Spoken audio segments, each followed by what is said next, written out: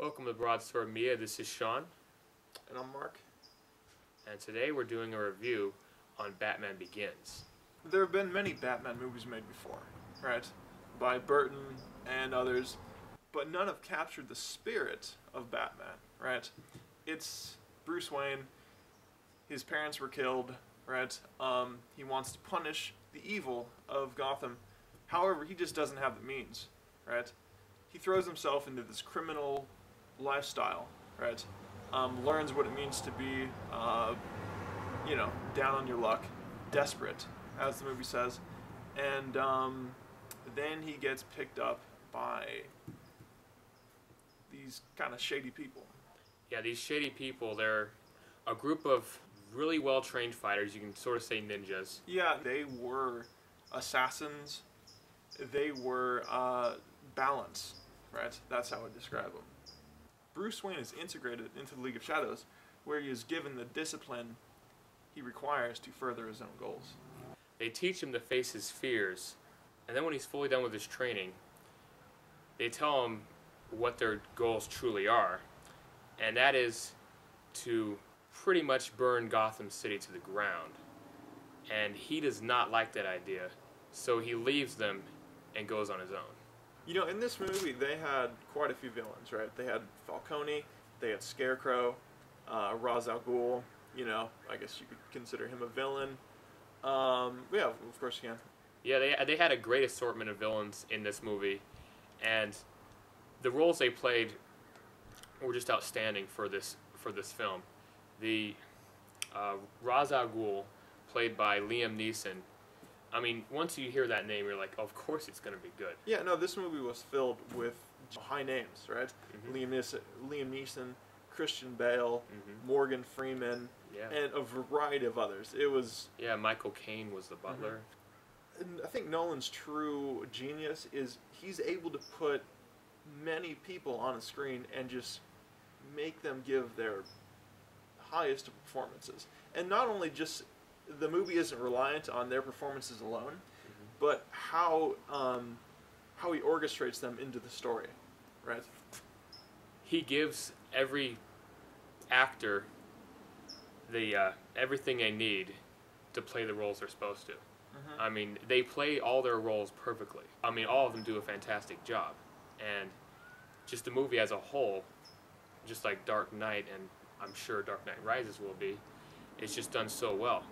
Yeah, the score on this film, the editing, the transition, just the characters, all of it is the highest possible class you could get.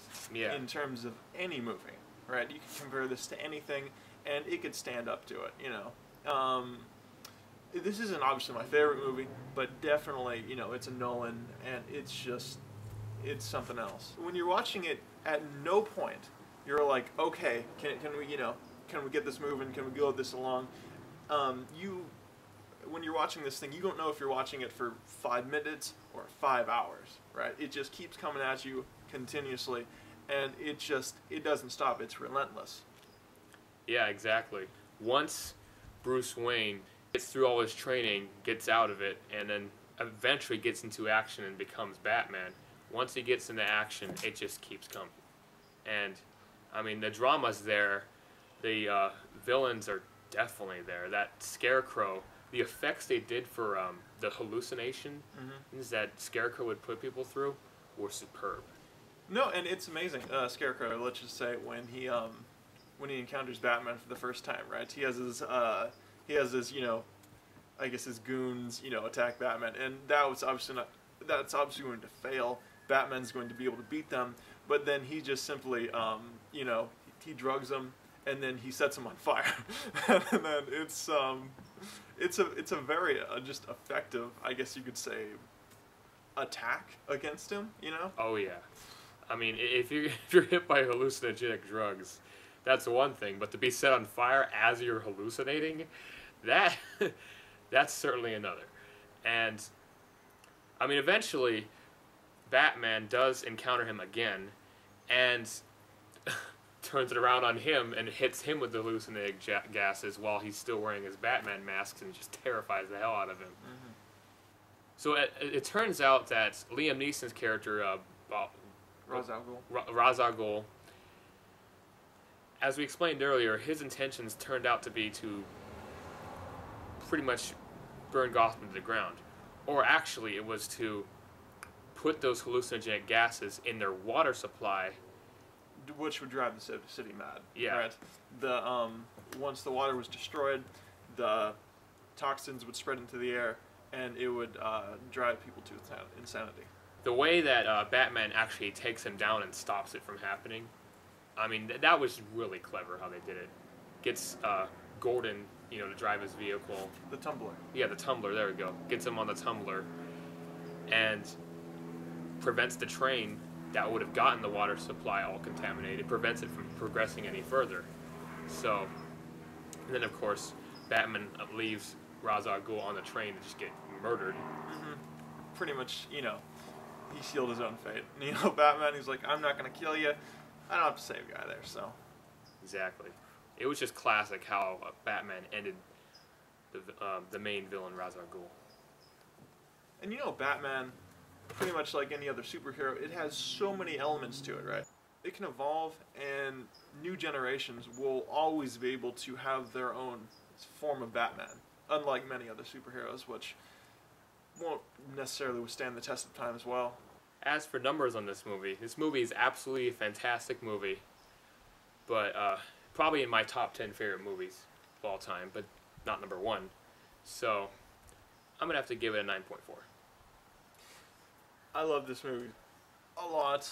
When I first heard Christian Bale was going to be on it, I was ecstatic, and I was like, yeah, that's going to work. I'm giving it a 9.1. There's really no flaw in this movie. Yeah, the only thing I could say is, wasn't so much entertainment about the movie was that when it showed Bruce Wayne in his childhood, I thought that kind of dragged on a little longer than necessary. Yeah. But other than that, I mean, you don't include that, it's pretty much perfect. Yeah, it's like he kind of got in what he needed to. The train system, the opera. His father. And it was good. Man, my 9.4, his 9.1, that brings our average to 9.3.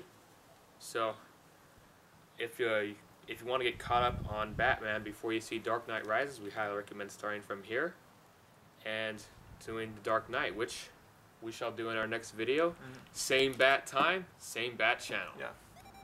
Like us, comment what is your favorite Batman movie, and subscribe. BroadswordMedia signing off.